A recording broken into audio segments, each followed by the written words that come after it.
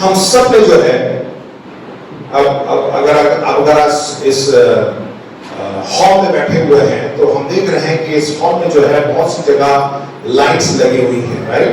और उस लाइट से जो है हमें क्या प्राप्त होता है? प्रकाश प्राप्त होता है, आमीन। और रात जब अंधेरा हो जाता है तो हम अपने घरों में जो है अपनी लाइटों को जलाते हैं, किस लिए? ताकि हम अच्छी तरह देख सकें। आपके पास कितना भी प्रकाश हो क्यों ना हो, लेकिन अगर आपकी आंखें अंधी हैं तो हम उसे कभी नहीं देख सकते। थोड़ी देर के लिए सब लोग अपने आंखों को बंद कर लीजिए, बंद रखिएगा। क्या आप कुछ देख सकते हैं क्या? बिल्कुल नहीं देख सकते। अब खोलिए आंखें। अब आप एक दूसरे को देख सकते हैं, थोड़ा उड़ के देखिए। बहुत लोगों ने लाल, पीला, हरा, नीला पहन रखा है, अलग अलग रंग दिखते हैं, बहुत अच्छा लगता है, राइट? देखिए, आत्मिक जीवन में भी ऐसा ही होता है। हम सबके पास आंख है, शारीरिक रूप में आंख है। जब हम आंख को खोलते हैं तो हम देखते हैं, परंतु वो व्यक्ति जो अंधा है वो कभी नहीं देख सकता। उसे सब कुछ क्या है? अंधेरा ही अंधेरा दिखाई पड़ता है। देखिए, मत्ती उसका 6 उसके 22वें वचन में इस प्रकार लिखा है, शरीर का दिया आंख है, शरीर का दिया आंख है, इसलिए यदि तेरी आंख निर्मल हो तो तेरा सारा शरीर भी उजियाला होगा। जब हमारी आंखें खुली होंगी, निर्मल होंगी, तब हमारा पूरा शरीर भी क्या है? उजियाला होगा, चमकता रहेगा। आमीन, बोलिए हालेलुया। एक और अनुवाद में इस प्रकार लिखा गया है, ध्यान से सुनिएगा। आपकी आत्मिक आंखें प्रकाशयुक्त रोशनी को आपके अंदर लाती है। आपकी आत्मिक आंखें प्रकाशयुक्त रोशनी को आपके अंदर लाती है। यदि आप याद करें, 2 हफ्ते पहले पास्टर साहब ने भी बताया था कि बहुत सी बातें जो है हमारे अंदर, यानी हमारे हृदय के अंदर कहां से जाती हैं? आंखों से जाती हैं, कानों से जाती हैं। क्या हम देखते हैं, क्या हम सुनते हैं, उसी से जो है वो बातें हमारे अंदर जाती हैं। अगर आप गलत चीजों को देखते हैं, गलत चीजों को सुनते हैं, तो आपके अंदर भी, हृदय में भी गलत बातें ही आएंगी। यदि आप डरावनी मूवीज देखते हैं तो रात के समय में क्या होगा? आपको जरूर डर लगेगा। आप गलत गलत संगीत सुनते हैं तो आपके अंदर कभी कभार ऐसे ऐसे घबराहट आ जाती है और ऐसा लगता है कि मेरे कान में कुछ चीजें बज रही हैं और आपको डर लगने लगता है। इसलिए बहुत ही सावधान होना। और यहाँ पे क्या लिखा होगा, जैसे मैंने मत्ती 6 के 22 में मैंने पढ़ा, आपकी आत्मिक आंखें प्रकाशयुक्त रोशनी को आपके अंदर लाती है। हमारी रोशनी, वो रोशनी कौन है? बोलिए कौन है? जोर से बोलिए कौन है? प्रभु यीशु मसीह। और वो उसकी जो रोशनी है हमारे अंदर आती है। यदि आपका हृदय साफ हो तो रोशनी को आप प्राप्त कर सकते हैं। हमें अपने हृदय को साफ रखना है, क्योंकि यदि कोई कमरा गंदा है, जब आप लाइट जलाते हैं तो वहां क्या है? पूरी गंदगी वहां पे दिखेगी, साफ दिखेगी। अगर आप उस कमरे को एकदम साफ करके रखेंगे और जब रोशनी वहां पे आएगी तो सबको साफ सुथरी सी दिखाई देगी।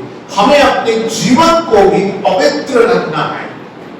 आमीन। प्रभु यीशु मसीह जब हमारे जीवन में आ जाते हैं तो हमारी सारी गंदगी को वो बाहर निकाल देते हैं।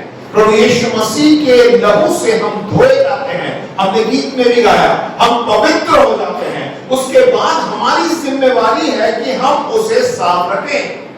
यदि आप फिर से गलत बातों को सुनते हैं, गलत बातों को देखते हैं, तो शायद वो फिर से गंदा हो जाए। और जब प्रभु यीशु मसीह की रोशनी जब उस पर चमकेगी तो वो गंदगी दिखेगी। हम में से कोई नहीं चाहता कि हमें जो है हमारी जो कमजोरी है, हमारी गंदी आदत है, वो लोगों को मालूम पड़े, क्योंकि हम नहीं चाहते हमारा जीवन ऐसा हो। प्रभु यीशु मसीह ने हमें पूरी तरह शुद्ध कर दिया है। अब हम अपने जीवन को एकदम शुद्धता, पवित्रता से जिए, ऐसा वचन हमें बताती है। और वो कब होगा? जब हम प्रभु यीशु मसीह के साथ रहेंगे, प्रभु यीशु मसीह के समान सोचेंगे, प्रभु यीशु मसीह के वचन के अनुसार जब हम चलेंगे तो हमारा जीवन हमेशा पवित्र रहेगा। आमीन, बोलिए हालेलुया।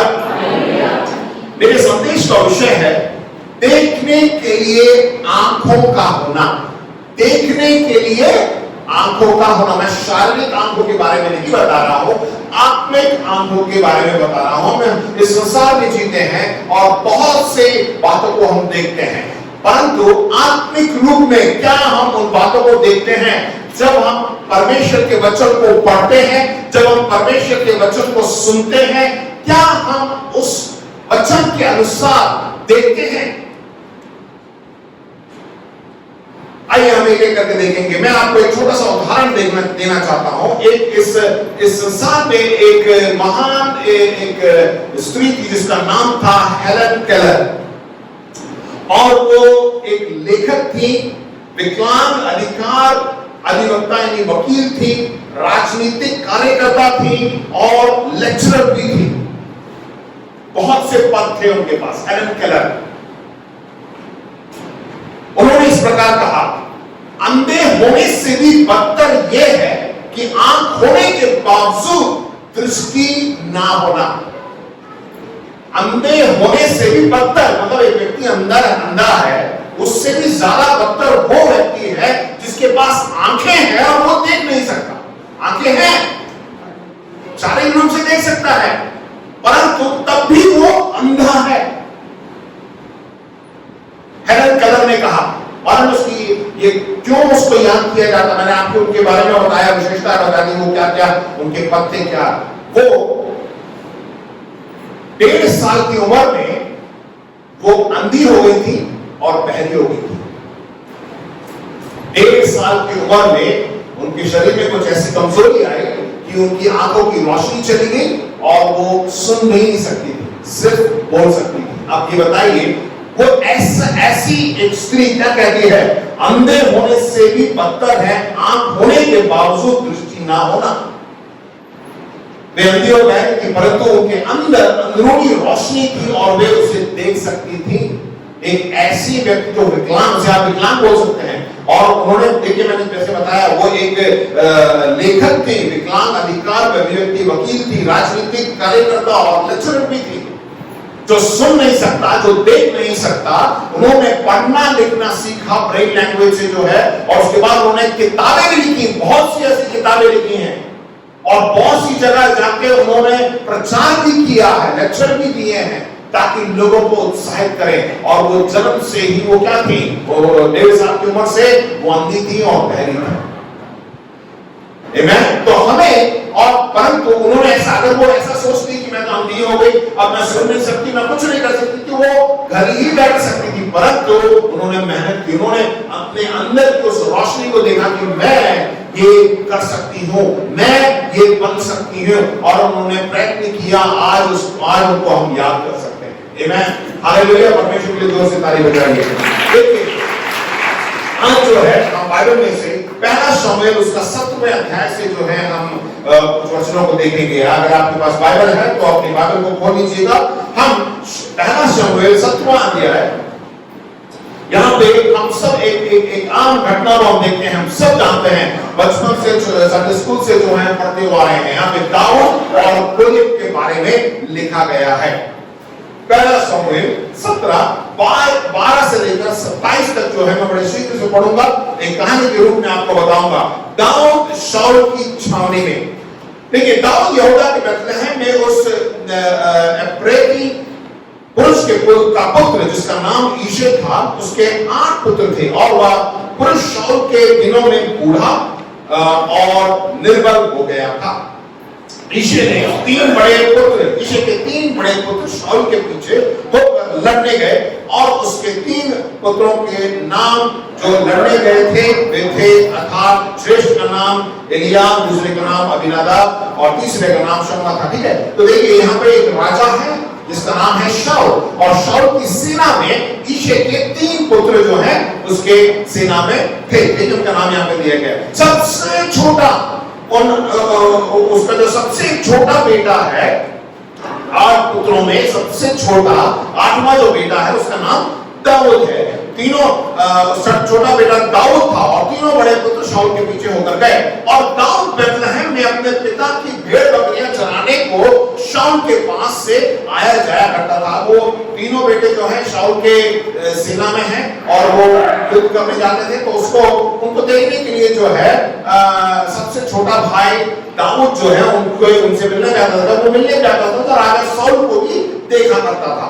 ठीक है, वह फलिस्ती जो 40 दिन तक सवेरे और सांझ को निकट जाकर खड़ा हुआ करता था।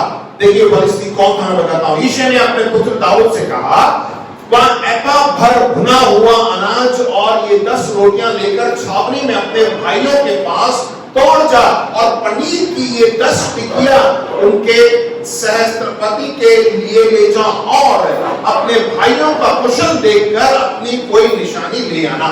अब दाऊद का क्या काम था? भेड़ बकरी चरा रहा था। उसके पिता ने बोला था, जा तेरे 3 भाई जो हैं लड़ने के लिए गए हैं राजा शाऊल के साथ, उनके लिए क्या ले जा? पनीर ले जा, रोटी ले जा और उनको जाके दे आना, जरा खाएंगे पिएंगे तो अच्छी तरह लड़ेंगे और उनसे जो है अपनी खबर लेके आना कि वो सही है या नहीं। ये खबर लेने के लिए उसने उनको भेजा। और शाऊल और तेरे भाई और समस्त इस्राएल पुरुष एला नामक तराई में फलिस्तियों से लड़ रहे हैं। अर्थात दाऊद सवेरे उठ भेड़ बकरियों को किसी रखवाले के हाथ में छोड़कर यिशै की आज्ञा के अनुसार उन वस्तुओं को लेकर चला। जब सेना रणभूमि को जा रही थी और संग्राम के लिए ललकार रही थी, उसी समय वहां गाड़ियों के पड़ाव पर पहुंचा। तब इस्राएलियों और फलिस्तियों ने अपनी अपनी सेना आमने सामने करके पांति बांधी। अब युद्ध भूमि है, फलिस्ती एक साइड है और इस्राएली एक साइड है। ठीक है, पंक्ति में सब पड़े हैं। दाऊद अपनी सामग्री सामान को रखवाले के हाथ छोड़कर रणभूमि में को दौड़ा और अपने भाइयों के पास जाकर उनका कुशल जय पूछा, उनसे पूछा। वह उनके बातें कर ही रहा था। वो दाऊद दौड़ से छोटा सा लड़का था। दाऊद के बारे में अगर भाई को देखें, बहुत छोटा सा नाटा सा लड़का था और दौड़ के गया अपने भाई को जाके वो बात ही कर रहा था कि आप लोग कैसे हो, लड़ाई कैसे चल रही है, सब कुछ सही है, बढ़िया, आप लोग जीत रहे हैं, हार रहे हो। ठीक है, जाके पूछने गया। इतने में क्या हुआ, उनके साथ बातें कर ही रहा था कि फलिस्ती के पांतियों में से वाबी अर्थात गतवासी गोलियत नामक और फलिस्ती योद्धा चढ़ आया और पहले की सी बातें कहने लगा और दाऊद ने उसे सुना। उस गतवासी जो गोलियत है उसके बारे में मैं आपको बाद में बताऊंगा। ठीक है, एक व्यक्ति उस पुरुष को देखकर सब इस्राएली अत्यंत भय खाकर उसके सामने से भागे। एक व्यक्ति सामने आया, उसने ललकार दी और इस्राएली सेना क्या है वहां से भाग गए। फिर इस्राएली पुरुष कहने लगे, क्या तुमने उस पुरुष को देखा है जो चढ़ा आ रहा है? निश्चय वो इस्राएलियों को ललकारने को चढ़ा आता है और जो कोई उसे मार डालेगा उसको राजा बहुत धन देगा और अपनी बेटी को विवाह उससे कर देगा और उसके पिता को घराने के इस्राएल में स्वतंत्र कर देगा। देखिए यहाँ पे बहुत ही अजीब सी बात हो रही है। वहां पे क्या है, एक व्यक्ति जो है इस्राएल के पूरी सेना को जो है ललकार रहा है। क्या कह रहा है, यदि तुम आके मेरे साथ लड़ोगे तो जो है अगर तुम जीत गए तो ठीक है, पूरा इस्राएल तुम लोग जीत गए। परंतु यहाँ पर उससे लड़ने के इस्राएली सेना में कोई भी लड़ने के लिए तैयार नहीं था। क्या लड़ने के लिए तैयार है? लड़ने के लिए तैयार है? ताली बजाइए जोर से। तो उसको क्या था, दाऊद ने अब क्या बताया था, राजा ने भी क्या बोला, यदि इस व्यक्ति को इस गोलियत को कोई मार देगा तो बहुत सा धन भी मिलेगा और राजा ने कहा कि अपनी बेटी को भी मैं उससे विवाह कराऊंगा। इससे बड़ी चीज क्या चाहिए? दाऊद एक छोटा सा लड़का, उसने सब कुछ सुना। अच्छा, और तब भी कोई लड़ने के लिए कोई गया नहीं, सब भाग रहे वापस। ठीक है, तब दाऊद ने उन पुरुषों से जो उसके आसपास खड़े थे पूछा, जो कोई फलिस्ती को मार के इस्राएल के नाम धराए दूर करेगा उसके लिए क्या किया जाएगा? वह रत्नरहित फलिस्ती क्या है कि जीवित परमेश्वर की सेना को ललकारे। तब लोगों ने उससे वही बातें कही, अर्थात कि जो कोई उसे मारेगा उससे ऐसा किया जाएगा, उसे बहुत धन मिलेगा और उस राजा की बेटी से जो है उसकी शादी हो जाएगी। इस्राएल के लोग 40 दिनों से शत्रु गोलियत को देखकर उसकी बातों को सुन रहे थे। 40 दिन हो रहे थे आके रोज ललकारता था, कोई भी आके मेरे से लड़ ले, अगर तुम जीत गए तो तुम पूरा इजराइल जीत गया, हम लोग हार गए। और वहां से इजरायली की सेना जो है, परमेश्वर के लोग जो हैं, उससे लड़ने के लिए कोई भी नहीं। यदि आप पद 4 से 7 अगर पढ़ेंगे, उनमें हम 3 बातों को देखते हैं। आज के संदेश में इसी 3 बातों को मैं आपके सामने रखना चाहता हूं। 17:7 से 8, तब फलिस्ती की छावनी से गोलियत नामक एक वीर निकला। देखिए इसके बारे में सिर्फ साफ लिखा है, जो गत नगर का था और उसकी लंबाई 6 हाथ और 1 बित्ता थी, मतलब करीब 7 फुट 10 इंच। मुझसे भी लंबा है, मुझसे भी चौड़ा है, 7 फुट 10 इंच, करीब 8 फुट का व्यक्ति है, ठीक है। उसके सिर पर पीतल का तोप था। क्या था? पीतल का तोप था। बोलिए, जोर से बोलिए, क्या था? वहां एक पत्थर का झिलम पहने हुए था। किसका? पत्थर का झिलम, जिसका तौल 5000 शेकेल पीतल का था, और उसकी टांगों पर पीतल की कवच थी, और उसके कंधों के बीच बर्छी बंधी थी, और भाले की छड़ झुलाए की डोरी के समान थी, और उस भाले और फल 600 शेकेल लोहे का था, और बड़ी ढाल के लिए हुए एक जन उसके आगे आगे चलता था। इतना भारी, एक तो खुद ही इतना भारी भरकम है, और उसमें उसके जो शस्त्र थे, उसने जो पहना था, वो भी इतना भारी है कि उसको उठाने के लिए एक व्यक्ति सामने उसको उठाते हुए चला जाता था। और उसने वो ललकार दे रहा था कि कोई है मेरे साथ लड़ने वाला, यदि तुमने मुझे गिरा दिया, मुझे मार दिया, तो तुम लोग जीत गए। और यहाँ पे इस्राएल लोग में से, सेना में से कोई भी उसका सामना करने के लिए तैयार नहीं था। देखिए, 3 ऐसी बातें जो इस्राएल लोग उस गोलियत में देख रहे थे। पहली बात, उन्होंने गोलियत को एक शूरवीर के रूप में देखा। अरे व्यक्ति तो इतना लंबा चौड़ा है, उसने इतना कुछ पहन रखा है, अरे इसके सामने तो हम कुछ भी नहीं है। याद रखिए, मेरे संदेश का विषय है देखना, किस आंखों से आप देख रहे हैं। बहुत सी बार हम अपने जीवन में ऐसे ही परेशानियों को देखते हैं, अरे यार इतनी बड़ी परेशानी है, इसको तो कहीं से भी गिराना मुश्किल है, इसको मैं यहां जाऊंगा तो ये परेशानी, वहां जाऊंगा तो वो परेशानी, इधर से करूंगा तो ये परेशानी आ जाएगी, क्या ये तो इसके साथ ही मुझे जीना है। तो यहाँ के इजराइली लोगों ने जो है इसी प्रकार गोलियत को भी देखा। दूसरी बात, उन्होंने गोलियत को पूरी तरह से ढके हुए मनुष्य के रूप में देखा, क्योंकि पूरी तरह से उसमें पूरी तरह सुरक्षित था उसमें सब कुछ, और उसको मारने के लिए कोई भी जगह नहीं दिख रही थी। पर इसको मारे तो कहां से मारे? हाथ काटे तो वही बंद है, पांव काटने के लिए उसको वार करे तो वही बंद है, आगे से उसने झिलम डाल रखी है, उसने बहुत तोप पहन रखा है, इसको मारे तो कहां से मारे? बहुत सी बार अपने जीवन में हम सोचते हैं कि अरे यार ये बीमारी कैसे जाएगी, इस डॉक्टर के पास जाऊंगा तो ये डॉक्टर कहता है कि अरे यार तुम्हें ये परेशानी है, उस डॉक्टर के जाओ तो उसको बोलेगा कि आपके पास ये परेशानी है, इसको सही करने दो। बहुत सी बार हम परेशानियां वो ये देखा ना, डॉक्टर के पास भर्ती करते तो कोई पेशेंट कहता आपको अगर ये दवाई दी जाएगी तो आपका प्रेशर बढ़ जाएगा, तो आप घबरा जाते हैं, अरे आपका प्रेशर बढ़ जाएगा। अगर दूसरे डॉक्टर के पास जाएंगे तो ये दवाई देंगे तो आपका शुगर बढ़ जाएगा। भाई कोई भी दवाई लीजिए उसमें साइड इफेक्ट तो होगा नहीं बताइए। यदि आपका शरीर सूट नहीं कर रहा है तो आपका इलाज कैसे होगा? बहुत से लोग ऐसे अस्पताल में भर्ती हैं, डॉक्टर कुछ भी नहीं कर पा रहे हैं, क्यों? क्योंकि उनके पास तरह तरह की बीमारी लगी हुई है। अगर ऑपरेशन भी नहीं होगा, वो कमजोर है, ये कमजोर है, हम में से कोई भी नहीं चाहता, शारीरिक रूप में नहीं, आत्मिक रूप में बोल रहा हूं, आत्मिक रूप में हम में से कोई भी नहीं चाहता कि हम इस तरह जिए, कमजोर जिए, बहुत परेशानी के साथ जिए। यहाँ पे वैसे ही उन्होंने देखा कि गोलियत को मारने के लिए, उसको हराने के लिए कोई जगह उन्हें नहीं दिख रही थी। तीसरी बात, उन्होंने गोलियत को अकेले नहीं बल्कि 7 दोस्त के हथियार उठाने वाला भी देखा। भाई हम देखते हैं कुछ परेशानियां, कुछ बीमारियां, अरे इसके साथ क्या है, और इंस्टॉलमेंट में और भी मिल रहा है, साथ में गिफ्ट भी मिल रहा है, बोनस भी मिल रहा है, इसके साथ तो ये भी है। होता नहीं होता? आपको एक बीमारी लग गई तो साथ में बोनस भी मिल गया। वैसे ही आप जा रहे हैं डॉक्टर से सर दर्द के लिए, और डॉक्टर जो है आपको पूरा चेकअप करेगा, फिर बोलेगा आपको सर दर्द ही नहीं है, आपकी आंखें भी कमजोर हैं, आपको माइग्रेन है, आपको ये परेशानी, आप बोलेंगे अच्छा डॉक्टर साहब बोनस मिल जाता है। पेट में दर्द है, आप बोलेंगे बस पेट में दर्द है, गैस की परेशानी है, आपका पूरा सीटी स्कैन होगा, फिर बोलेगा आपके आपके ना अंदर पत्थर पाया गया है, आपको पथरी हो गई है बोनस में, तो आप बहुत परेशान हो जाते हैं। बहुत सी बात हम ऐसे ही आत्मिक रूप में हम ऐसे देखते हैं, शारीरिक रूप में भी ऐसे ही होता है, वास्तविकता में भी ऐसे ही होता है। और यहाँ पे भी उन्होंने यही देखा कि गोलियत तो चले आ रहा है, साथ में उसके साथ एक व्यक्ति है जो उसके सब कुछ बोनस में चल रहा है, वो भी सब कुछ लेके आ रहा है।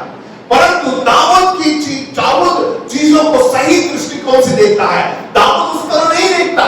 देखिए क्या है, इन बातों पर हम चर्चा करेंगे, इसको जो है हम याद रखेंगे। आप उनकी तरह मत देखिए जैसे वो इजरायली सेना वो कैसे वो गोलियत को देख रहे थे, कैसे दाऊद उन्हें देखता है उसे देखिए। और परमेश्वर भी चाहता है कि हम इसी दृष्टिकोण से हम देखें। तीन चीजों को दाऊद के स्पष्ट रूप से उसने देखी। पहला शमूएल 17 का 45 में पढ़ूंगा, उसके बाद आगे बढ़ेंगे। दाऊद ने फलिस्ती से कहा, तू तो तलवार और भाला और सांग के लिए हुए पास आता है, परंतु मैं सेना के यहोवा के नाम से तेरे पास आता हूं, और जो इस्राएली सेना का परमेश्वर है और उसी को तूने ललकारा है। देखिए सबसे पहली बात, सबसे पहले दाऊद ने यहोवा के नाम का महत्व दिया। बोलिए यहोवा के नाम को महत्व दिया। जब भी ऐसी परिस्थिति आ जाती है तो हमें किसका नाम लेना चाहिए? बोलिए यीशु का। किसका नाम? जोर से बोलिए किसका नाम? क्योंकि यीशु मसीह का नाम एक दृढ़ गढ़ है। अभी हमने गीत में भी गाया, वो हमारे शरण स्थान है। जब आप यीशु का नाम लेते हैं ना, तो जो भी परेशानी है, जो भी बीमारी है, जो भी तकलीफ है, आपके सामने खड़ी नहीं हो सकती है। हालेलुया। जब इस प्रकार आप आते हैं तो आपको यहोवा का नाम लेना है, यानी यीशु मसीह का नाम लेना है।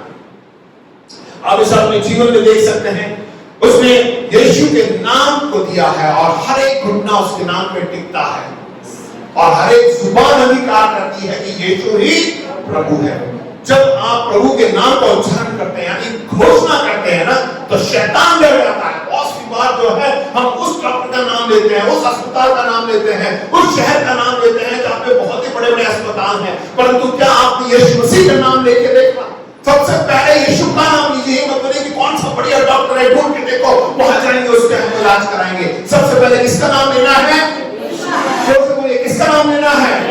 यीशु का नाम लेना है। जब आप यीशु का नाम लेते हैं उसमें सामर्थ है।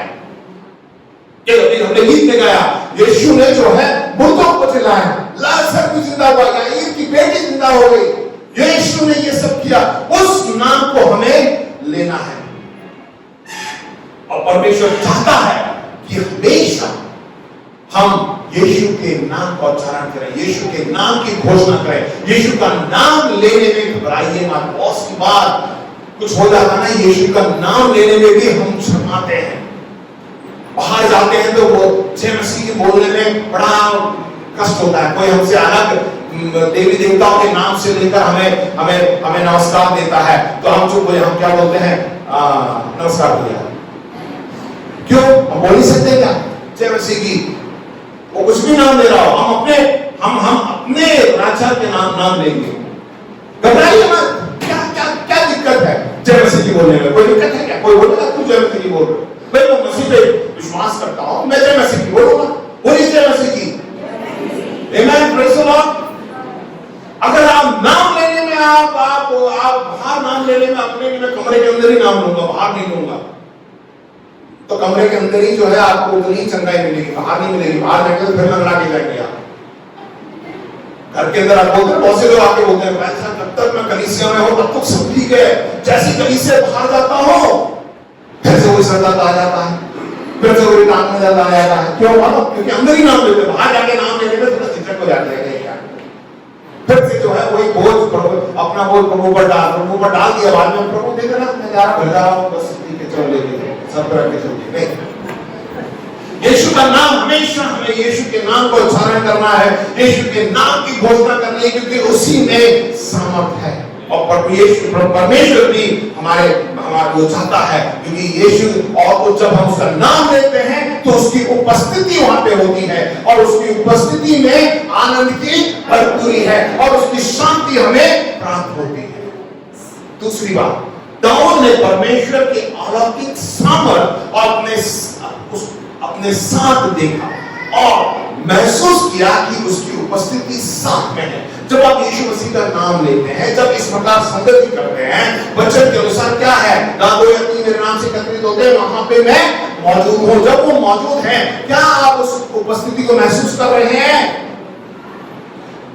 पहला कुरिन्थियों 6:17 में लिखा हुआ है कि जो प्रभु की संगति में रहता है वह उसके साथ एक आत्मा हो जाता है। जो परमेश्वर की संगति में रहता है, एक आत्मा मतलब एक पति पत्नी कैसे अपने जीवन भर जो है एक साथ जुड़ जाते हैं, उसी प्रकार यीशु मसीह और हम और उसकी जो आत्मा है एक साथ मिल जाती है। तो हमेशा जो है जहां कहीं भी हम जाएं, किसी भी मुसीबत से होके जाए, जैसे भजनकार कहता है, चाहे मैं घोर अंधकार भरी तराइयों से भी होके गुजरूं, मैं ना डरूंगा, क्योंकि यहोवा मेरे साथ है। वो मेरे साथ है। आप कभी भूलेंगे नहीं कि परमेश्वर मेरे साथ है, यहोवा मेरे साथ है, यीशु मसीह मेरे साथ है। बोलिए, यीशु मेरे साथ है।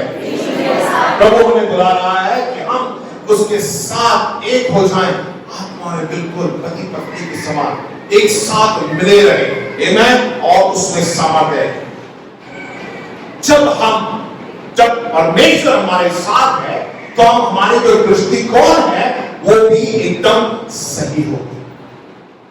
हम किस तरह दाऊद के समान देखेंगे, ना कि वो इस्राएलियों के समान। हम दाऊद के समान देखेंगे। दाऊद बहुत ही छोटा लड़का था, मैंने बताया आपको, ठीक है। तो 2 बातें हो गई। तीसरी बात और आखिरी, दाऊद ने अपने शत्रु गोलियत पर विजय पाने से पहले ही सफलता को देख लिया। आमीन, हालेलुया। उससे लड़ने से पहले ही उसने कहा कि अब तो मैं जीत गया हूं। आमीन। कितने लोग विश्वास करते हैं, कितने लोग कहते हैं हाँ हम भी ऐसे सोचते हैं। आमीन। क्यों बताइए क्यों? 2022 साल पहले प्रभु यीशु मसीह ने क्या किया? क्रूस पर अपनी जान देकर तीसरे दिन वो जी उठा। जब ऐसा किया तो उसने सारी बीमारी, परेशानी सब कुछ उठा लिया और वो जयवंत हुआ। और परमेश्वर का वचन कहता है कि हम जयवंत से भी हमारे लिए सब कुछ प्रभु यीशु मसीह ने कर दिया। आमीन, हालेलुया। दाऊद जानता था कि ये तो कुछ भी नहीं है, मैं तो जीत चुका हूं। कई बार हम युद्ध लड़ने से पहले ही हार जाते हैं। अरे वहां जाना है, ये काम करना है, उससे नहीं होता, बहुत मुश्किल है। अरे ऐसा हो गया, नहीं हो। बहुत सी बात युद्ध लड़ने से पहले ही हार मान जाते हैं। भाई आपने युद्ध ही नहीं लड़ा, तो शुरुआत है, अब चलिए तो सही। अगर आपने पहले ही देख लिया यार ये तो बहुत मुश्किल है, इस पहाड़ को पार करना मुश्किल है, नामुमकिन है। क्या परमेश्वर के लिए कोई चीज नामुमकिन है? परमेश्वर के लिए कोई चीज कठिन है क्या? परमेश्वर हमारे साथ है तो आपको क्या करने की जरूरत है? वो आपके साथ चलेगा, सब कुछ करेगा। तो भी हम कहते हैं कि नहीं, तो इसका मतलब आप भूल गए कि परमेश्वर आपके साथ है। दाऊद राजा ने इस प्रकार नहीं देखा, पर उन्होंने जो इजरायली सेना थी वो उन्हें देख रहे थे, अरे यार इसके पास तो इतना बड़ा गोलियत सामने खड़ा है, इसको मारने के लिए भी कोई जगह नहीं दिख रही है, इसको कैसे मारे? तो बहुत नामुमकिन है भाई, मार ही नहीं सकते। अभी तो शुरुआत है। परमेश्वर हमें बुला रहे हैं कि सफलता की आंखों से हम देखें, हमें सफलता की आंखों से, चाहे कुछ भी आ जाए सामने, हम मैं इसको पार कर दूंगा। अभी बहुत से जो बच्चे हैं 2 साल बाद उनका स्कूल खुल रहा है, बड़ी तकलीफ हो रही है उनको कि कैसे हमने किया। अभी तक तो घर बैठ के जो है पढ़ाई की थी, घर बैठ के जो है एग्जाम दिया, बगल में कॉपी बुक खोल दी और यहाँ पे लिख रहे हैं, एग्जाम दे रहे हैं कैमरा के सामने, वहां से देख देख के लिख रहे हैं। बहुत आसान हो गया, 2 साल में सबकी आदत चली गई है। अब जो है स्कूल में जो बुलाया जाए तो डर लग रहा है, टीचर को देखने में भी डर लग रहा है, पता नहीं क्या होगा, क्या पूछने वाला है, बड़ा मुश्किल हो रहा है। और बाकी बच्चे कुछ मालूम है, हाई स्कूल के जो सीबीएसई बोर्ड के उन्होंने बोला कि नहीं हम एग्जाम नहीं देंगे, हमें पढ़ने के लिए समय नहीं मिला है। और हाईकोर्ट ने कह दिया नहीं आपको समय बहुत मिला था, 2 साल घर बैठ के किया क्या हम लोगों ने, पढ़ाई की होगी ना, बाकी एग्जाम तो यहाँ आपको देना है, भाई देना पड़ेगा, राइट? हमें आगे परीक्षा को देना है। बहुत सी मुश्किल इस तरह मुझे मालूम है, स्वाभाविक रूप में देखा जाए 2 साल स्कूल नहीं गए, अभी जाके स्कूल में बैठना, 6 घंटे बैठे रहना, टीचर पढ़ा रही है, हमें सुनना बड़ा मुश्किल है। परंतु मैं प्रोत्साहित करना चाहता हूँ, माँ बाप को उत्साहित, बच्चों को उत्साहित करें, नहीं आप कर सकते हैं, जाओ उन बच्चों को सोचिए जिनका एडमिशन 2 साल पहले एलकेजी में हुआ था, 2 साल तो स्कूल गए ही नहीं, ऑनलाइन ही चल रहा उनका। उनको ऐसा लगता है कि स्कूल ऑनलाइन है। पहली बार स्कूल गए तो ऑनलाइन, उनको तो सब मोबाइल में बड़ा। अब उनको बोला जाए बेटा आप तुम फर्स्ट स्टैंडर्ड में आ गए हो, अब जाओ आपको क्लास में बैठना पड़ेगा, तो उनके लिए अजीब से लगेगा। ठीक है, तो हमें बच्चों को उत्साहित करना चाहिए। प्रभु यीशु मसीह आपके साथ है, उनको उत्साहित करिए। आमीन। बहुत सी ऐसी परेशानियां आ जाती हैं और बीमार भी व्यक्ति है या संकट में है, परिवार में जो है बहुत सी समस्याएं हैं, आर्थिक तंगी है, आप उसको देख के अरे नहीं हो पाएगा, नहीं मैं नहीं कर पाऊंगा, ऐसा मत बोलिए। बोलिए कि आप विजय हैं, आपस में बोलिए आप विजय से भी बढ़कर हैं। आमीन, हालेलुया। यीशु मसीह ने पहले से ही हमें विजयी बनाया है। दाऊद को प्रभु ने तैयार किया। कैसे तैयार किया था? देखिए, पहला शमूएल 17:34 और 35 में लिखा हुआ है, दाऊद ने शाऊल से कहा, राजा से कहा, तेरा दास अपने पिता की भेड़ बकरियां चराता था, और जब कोई सिंह या भालू झुंड में से मेमना उठा ले आता था, तब मैं उसका पीछा करके उसे मारता और मेमने को उसके मुंह से छुड़ा लेता, और जब वह मुझ पर हमला करता तब मैं उसके केश को पकड़कर उसे मार डालता था। बताइए, आप में से कोई कर सकता है क्या? आप में कर सकते हैं इस प्रकार? भेड़िए से, भालू से, सिंह से लड़ सकता है कोई? बताइए हाँ या नहीं? उनकी तो बात छोड़िए, कुत्ते से लड़ सकता है कोई? एक चूहा घर में आ जाता तो चाकू पे चढ़ जाता है। यहां पे जब ये बात लिखी गई है तो दाऊद ने अपने आप को नहीं देखा। शुरुआत से बता रहा हूं, मैं तो पढ़िएगा पहले शमूएल। दाऊद एक नाटा सा छोटा सा लड़का था, परंतु शुरुआत से ही उसने अपने ऊपर अपने आप को नहीं देखा, परिस्थिति को नहीं देखा। उसने हमेशा यहोवा की दृष्टि से उसने देखा कि वो क्या करना है, भाई मुझे क्या करना है। और वो जाके छोटा सा लड़का सिंह से लड़ रहा है, मार दे रहा है उसको। ये एकदम मुमकिन नहीं है, हम में से कोई भी नहीं कर सकता है। यदि आप परमेश्वर की दृष्टिकोण से नहीं देखेंगे तो नहीं कर सकते। यदि आप ये सोच सकते हैं कि ये वाला जो कंपटीशन एग्जाम है मुझसे नहीं होगा, हाँ भाइयों बहनों, नहीं होगा। ये व्यवसाय पता नहीं शुरू करूंगा तो इसमें सफलता प्राप्त करूंगा या नहीं करूंगा, सफलता प्राप्त नहीं कर सकते आप। अपने आप कुछ भी कोशिश कर लीजिए, नहीं कर सकते हैं, बहुत ही मुश्किल है। एक दुकान लगाना, और वो अगल बगल में वो ऐसी दुकान लगी हुई है, उनको 10-15 साल से चला रहे हैं, और आप एक नई दुकान खोल रहे हैं तो उसको सफल बनाना इतना आसान नहीं है। परंतु यदि आप परमेश्वर की दृष्टिकोण से आप देखते हैं, नहीं मैं सफलता को प्राप्त करूंगा, मैं कोशिश करूंगा, मैं आगे बढ़ूंगा, जब ये निर्णय लेंगे तभी जो है आप सफलता को प्राप्त करेंगे। पर आप जो कहेंगे कि परमेश्वर यहोवा मेरे साथ है, उसके नाम से मैं तेरे सम्मुख आता हूं, जैसे दाऊद ने कहा, तब आप सफलता को प्राप्त करेंगे। कुछ भी शुरू करके बोलिए कि मैं यहोवा के नाम से आता हूं।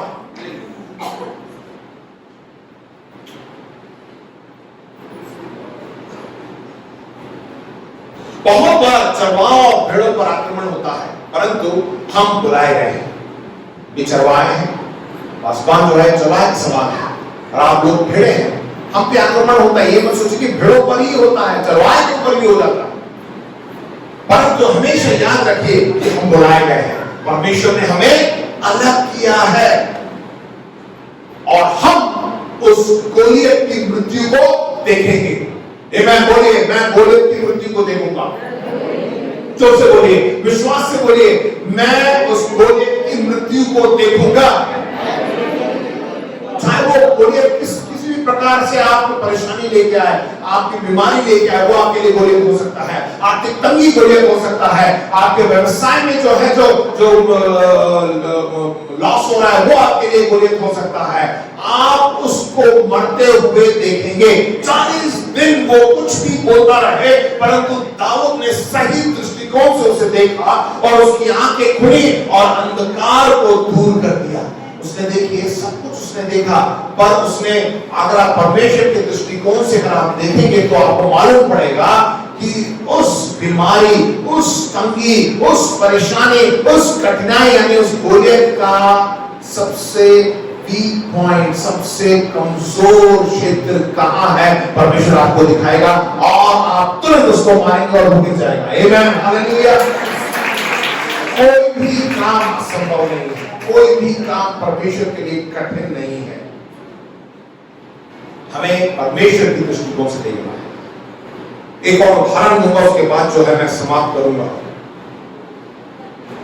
बहुत से लोग आप में से जानते नहीं जानते, वॉल्ट डिज्नी जो है एक व्यक्ति था जिसने डिज्नी वर्ल्ड बनाया है। डिज्नी वर्ल्ड एक ऐसी जगह है, जब आपने देखा, आप में से गए होंगे इस हफ्ते जो है शिल्पग्राम में ताज महोत्सव चल रहा है, राइट। ताज महोत्सव के बगल में जो है झूले लगे हुए हैं और बहुत से ऐसे आप सदर में भी देखते हैं, जब भी दिवाली होली होती है तो आप देखते हैं, ठीक है, बहुत से बच्चों के खेलने के, बड़ों को खेलने का भी होता है, वहां पे बहुत से झूले वूले लगे रहते हैं। वॉल्ट डिज्नी बहुत ही फेमस है और मैं नहीं गया हूं, परंतु आप नेट पे भी देख सकते हैं, बहुत सी खेलने की चीजें, बड़े बड़े लोग भी खेलते हैं उसमें। वॉल्ट डिज्नी जो है उसने इस डिज्नी वर्ल्ड को बनाया, तैयार कर दिया पूरी तरह, परंतु उसका जब उद्घाटन हुआ, उद्घाटन से पहले वॉल्ट डिज्नी की मृत्यु हो गई। उद्घाटन नहीं हुआ, उसने सब कुछ तैयार कर दिया, और जब उद्घाटन हुआ उससे पहले उसकी मृत्यु हो गई। तो एक पत्रकार ने उसकी पत्नी से कहा, कितनी दुख की बात है कि वॉल्ट डिज्नी उसे देख नहीं सके। परंतु उसकी पत्नी ने क्या कहा मानो, उसकी पत्नी ने उसे कहा, वॉल्ट डिज्नी ने सब कुछ देख लिया था जब वहां कुछ भी नहीं था। जब वो डिज्नीलैंड बना रहा था, जहां पे सिर्फ खाली मैदान था, तो उसने सब कुछ देख लिया था। यहाँ पे ये झूला आएगा, यहाँ पे ये ऑफिस आएगा, यहाँ पे ये झूला लगेगा, इसमें ये लगेगा, वो लगेगा, पूरा उसने जो है अपने आंखों से उसने देख लिया था जब वो खाली मैदान था, और उसने सब कुछ देख लिया था। और पूरा बनने के बाद, बन गया, बनने के बाद उद्घाटन से पहले वो मर गया। तो उसकी पत्नी कहती है कि जब मैं आपको कुछ भी नहीं था तो उसने देख लिया। क्या आज हम, जब हमें साफ कुछ भी नहीं दिखाई दे रहा है, हमें आंखों में देख रहे हैं, नहीं मेरे को तो कुछ नहीं, मेरा पता नहीं मेरा जीवन का क्या होगा, मेरे को तो कुछ भी नहीं दिख रहा है। क्या आप कुछ भी नहीं देख रहे या आप सब कुछ देख रहे हैं? बताइए। परमेश्वर ने जो आपके लिए आशीष रखी है, क्या आप उसे देख रहे हैं? परमेश्वर ने जो है आपके जीवन में शांति को रखा है, क्या आप उसे देख रहे हैं? परमेश्वर आपके जीवन के लिए आनंद को उसने रखा है, क्या आप देख रहे हैं? जवान जो भाई बहन है, आपके लिए जो है एक अच्छा सुंदर स्मार्ट जोड़ा भी रखा है, क्या आप उसे देख रहे हैं? जब बहुत से लोग जो अपने अभी खुद किराए के मकान में रह रहे हैं, परमेश्वर ने आपके लिए मकान तैयार करके रखा है, क्या आप उसे देख रहे हैं? दुनिया के पास अभी भी साइकिल है, परमेश्वर ने आपके लिए मोटर बाइक रखी है, कार रखी है, क्या आप उसे देख सकते हैं? बोलिए, देख सकते हैं? हाँ या नहीं? क्यों बोलिए? अरे नहीं, मेरी पूरी कमाई से तो साइकिल भी नहीं आएगी, नहीं आएगी। मेरी कमाई से जो गाड़ी चलाता हूं वो भी नहीं खरीद सकता हूं मैं। परंतु आप क्या देख रहे हैं? परमेश्वर के दृष्टिकोण से आप देखिए, विश्वास में आप बढ़िए। पहला समूएल 17 आखिरी में ये पढ़ो 40 से 51 तक। आज के दिन यहोवा तुझको मेरे हाथ में कर देगा, दाऊद कहता है। दाऊद की दृष्टिकोण से ध्यान से सुनेगा, ठीक है? मैं समाप्त कर रहा हूं 5 मिनट में। दाऊद ने क्या बोला? वचन लिखा हुआ घंटा में, आप फिर से पढ़िएगा। मैं तुझको मारूंगा। क्या बोला? दाऊद छोटा सा लड़का बोले से क्या कह रहा है कि मैं तुझको, आप बोल सकते हैं, बीमारी को बोल सकते हैं, बीमारी मैं तुझको मारूंगा। दाऊद ने बोला मैं तुझको मारूंगा और तेरे सिर को तेरे धड़ से अलग करूंगा, और मैं आज के दिन परिस्थिति सेना के शव आकाश के पक्षियों और पृथ्वी के जीव जंतुओं को दे दूंगा। क्या ऐसी हिम्मत है? बताइए, बोल सकते हैं अपनी बीमारी से? और वो इतना बड़ा आदमी खड़ा है, उसको कह रहे तेरा सर काट लूंगा और तेरे शव को मैं क्या कर रहा हूं, खिला दूंगा सबको, आकाश के पक्षी को खिला दूंगा, जीव जंतु को, और समस्त पृथ्वी के लोग जान लेंगे कि इस्राएल में एक परमेश्वर है। क्या हम में से कोई ऐसे कह सकता है, बोल सकता है कि हाँ मैं बता दूंगा यीशु मसीह ही सच्चा रास्ता है? और वो समस्त मंडली जान लेगी कि यहोवा तलवार या भाले के द्वारा जयवंत नहीं करता, इसलिए कि संग्राम तो किसका है? यहोवा का है और वही तुम्हें हमारे हाथ में कर देगा। आपको कुछ करने की जरूरत नहीं है, पूरी तरह परमेश्वर के हाथ में दे दीजिए। मेरी ये परेशानी है प्रभु, मैं तुझ पे विश्वास करता हूं, उसका नाम लीजिए, वो लड़ेगा आपके लिए। तब फलिस्ती उठकर दाऊद के सामना करने के लिए निकट आया। तब फलिस्ती दाऊद जो गोलियत है उठ के आया दाऊद सेना की ओर और फलिस्ती का सामना करने के लिए फुर्ती से दौड़ा। दाऊद छोटा सा लड़का क्या किया है? फुर्ती से दौड़ा। अब पिक्चर आप देख लीजिए, इतना भारी भरकम 8 फुट का व्यक्ति है और यहाँ छोटा सा दाऊद, और जैसे ही उसने ललकारा तो ये दौड़ के गया। क्या किया देखिए, फिर दाऊद ने अपनी थैली में हाथ डालकर उसमें से एक पत्थर, बोलिए क्या, एक पत्थर निकाला और उसे गोफन में रखकर फलिस्ती के माथे पर ऐसा मारा कि पत्थर उसके माथे के भीतर घुस गया और वो भूमि पर मुंह के बल गिर पड़ा। आमीन, हालेलुया। एक ही पत्थर की जरूरत है, वो पत्थर कौन है हमारे जीवन में? विश्वास, प्रभु यीशु मसीह पर विश्वास। हमें कुछ नहीं करना है, एक पत्थर काफी है, वो विश्वास। प्रभु यीशु मसीह का नाम लीजिए, तब आपको मानेगा। वो पत्थर कहां लगा मालूम? यहाँ पे, ये उसका एक वीक पॉइंट था उसके माथे पर। तो पैर रखा था पर उसमें एक माथा उसका इतना सा छूट गया था, उस जगह पर वो पत्थर लगा। वो लिखा है कि पत्थर उसके माथे के अंदर घुस गया और वो अपने मुंह के बल नीचे आगे लेके आज। और बहुत ही दिलचस्प बात लिखी हुई है, जो दाऊद ने फलिस्ती पर गोफन और एक ही पत्थर के द्वारा प्रबल होकर उसे मार डाला, परंतु दाऊद के हाथ में तलवार नहीं थी। हमें तलवार की जरूरत नहीं है, आपको लड़ने के लिए कुछ करने की जरूरत नहीं है, विश्वास होना चाहिए, प्रभु यीशु मसीह होना चाहिए, बस। उसके पास उसने, दाऊद ने क्या बोला था? तेरे सर को धड़ से, अब तलवार नहीं है, दाऊद करेगा क्या? बहुत बार सुनते ना, प्रभु मैंने सब कुछ तो कर दिया, आगे क्या करूं? देखिए प्रभु बताएगा। तब दाऊद दौड़कर फलिस्ती के ऊपर खड़ा हो गया, दौड़ के गया फलिस्ती के ऊपर, यानी उस गोलियत के ऊपर जाके खड़ा हो गया। बीमारी के ऊपर खड़े हो जाइए, अपने परेशानी के ऊपर खड़े हो जाइए। उसको सोचिए मत कि पता नहीं मरा नहीं मरा, पता नहीं क्या करेगा, ऊपर जाऊंगा तो वो क्या ना आ जाए। आपके विश्वास से मार दिया, गिर गया, उसके ऊपर खड़े हो जाइए और उसके बाद पकड़कर उसने, तब दाऊद दौड़कर फलिस्ती के ऊपर खड़ा हो गया, उसकी तलवार पकड़कर म्यान से खींची, उसकी उसी की तलवार, गोलियत की तलवार उसे म्यान से खींची और उसका घात किया और उसके सर उसी तलवार से काट डाला। आमीन, हालेलुया। यह देखकर हमारा वीर मर गया, फलिस्ती क्या हो गए? भाग गए। हमें भी विश्वास तो होना चाहिए, विश्वास के साथ आपको कार्य भी करना है। खड़े मत रहिए, मर गया मर गया मर गया मर गया, खड़े हो गए, बस ऐसे जाइए, उसके ऊपर खड़े हो जाइए और उसी की तलवार निकालिए और उसी का सर काटिए। जब ऐसा करेंगे तो पूरी परिस्थिति सेना, जब उसने देखा अरे यार ये छोटा सा लड़का, इसने तो मार दिया, अब तो इसी को मार दिया तो हमारी क्या हालत होगी, वो सब वहां से भाग गए। जो बोनस में आपको मिला ना, पेट के दर्द के साथ पथरी मिली है, सर के दर्द के साथ माइग्रेन मिला है, ये भी सब दौड़ जाएगा। विश्वास करिए, आमीन, विश्वास करते हैं, विश्वास करिए प्रभु यीशु मसीह पर, तब आपके जीवन में अद्भुत कार्य होगा। और मैं आपको उत्साहित करना चाहता हूं कि परमेश्वर की ओर से जो सफलता मिली है उससे आप देखें, सब कुछ हमें प्राप्त हो चुका है। शैतान तो ये छोटी छोटी बातों को लेके आता है, परंतु आप इसी को देखते रहेंगे तो आप कभी आगे नहीं बढ़ सकते। परमेश्वर आपको आशीष दे रहा है क्योंकि वो आपके साथ है। तो मेरा पहला बिंदु था, मेरे पीछे बोलिए, सबसे पहले यीशु के नाम को का महत्व देखें। सबसे पहले यीशु के नाम को महत्व देखें। यीशु का नाम सामर्थी है, उसके नाम को हमेशा बोलते रहना है। बोलने में किसी को कष्ट है क्या? बोलना चाहिए यीशु का नाम। यीशु तेरा धन्यवाद, यीशु तेरी स्तुति करता हूं, यीशु का नाम बोलते रहते रहिए। दूसरी बात मैंने बताई, परमेश्वर की अलौकिक सामर्थ को देखें। परमेश्वर सामर्थ है, उसके अलौकिक सामर्थ को देखें और उसकी उपस्थिति को महसूस करें। उपस्थिति को तभी महसूस करेंगे जब एक साथ भाई बहनों के साथ क्या करेंगे? संगति करेंगे। जब आप सब एक दूसरे के संगत करिए, परमेश्वर की उपस्थिति आने की। तीसरी बात मैंने बताया, अपने शत्रु यानी कोई भी परेशानी, दुख, मुसीबत, कठिनाई पर विजय पाने से पहले ही सफलता को आप देख लीजिए। ये मत बोलिए संगत आ गया तो नहीं यार अब तो पता नहीं बहुत मुश्किल है।